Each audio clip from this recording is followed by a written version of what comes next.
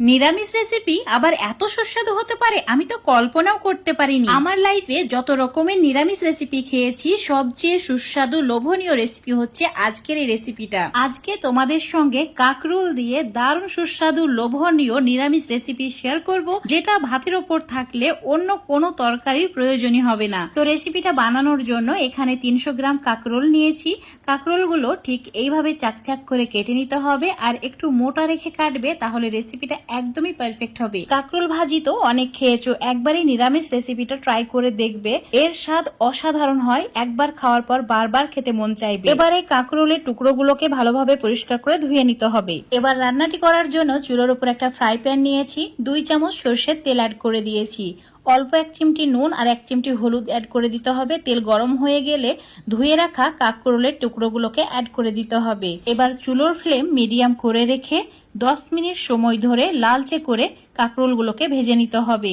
আর অবশ্যই কাকরোল যাতে 80% সেদ্ধ হয় সেই রকম করে ভেজে নেবে। এখন তোমাদের 10 মিনিট পর দেখাচ্ছি। দেখতেই পাচ্ছ কাকরোলের টুকরোগুলো খুব সুন্দরভাবে ভাজা হয়ে গেছে, প্লেটে তুলে রেখে দিচ্ছি। ওই ফ্রাই প্যানে আরো 2 চামচ সরষের তেল অ্যাড করতে হবে।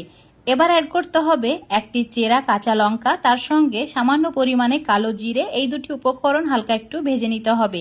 10 সেকেন্ড ভেজে নেওয়ার পর অ্যাড করে দিতে হবে হাফ চামচ আদা বাটা।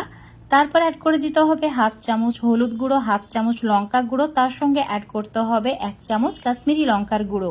এই সমস্ত উপকরণ 1 মিনিট ভেজে নিতে হবে।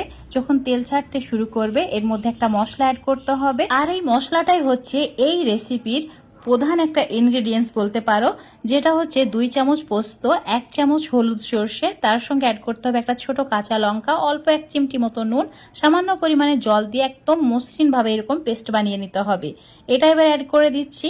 এটা অ্যাড করে দেওয়ার পর চুলোর ফ্লেমটা মিডিয়াম টু লো করে রাখতে হবে। তারপর 3 মিনিট এইভাবে অনবরত নাড়াচাড়া করে মশলাটা কষিয়ে নিতে হবে। যখন এইভাবে তেলটা ছেড়ে দেবে অ্যাড করে দিতে হবে সামান্য পরিমাণে নারকেল কুচি। আর নারকেল কুচিটা ঠিক এইভাবেই কুচি করে অ্যাড করবে। এখানে নারকেল কুচিটা এর চেয়ে বড় বা এর চেয়ে ছোট টুকরো করবে না, ঠিক এইরকম করেই অ্যাড করবে। নারকেল দেওয়ার পর 2 মিনিট কষিয়ে নিতে হবে। তারপর অ্যাড করে দিতে হবে ভেজে রাখা কাকরোলের টুকরোগুলো।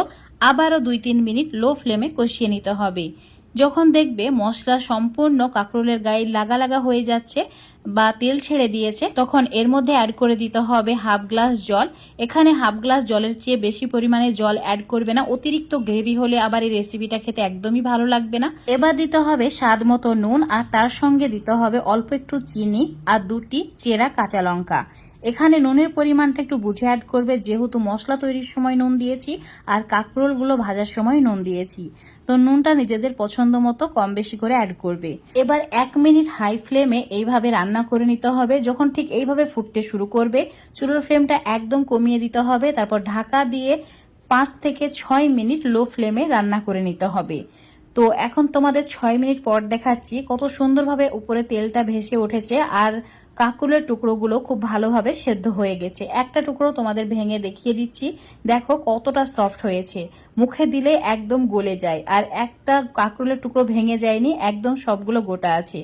তো এইভাবে রান্নাটি করে নিতে হবে। এখন চুলোটাকে অফ করে এইভাবে আমি 5-6 মিনিট রেখে দিয়েছিলাম। তারপর তোমাদের দেখাচ্ছি কত সুন্দর একটা কালার এসেছে, আর এটা দিয়ে সব ভাত খেয়ে ফেলতে পারবে, এতটাই সুস্বাদু হয় রেসিপিটা।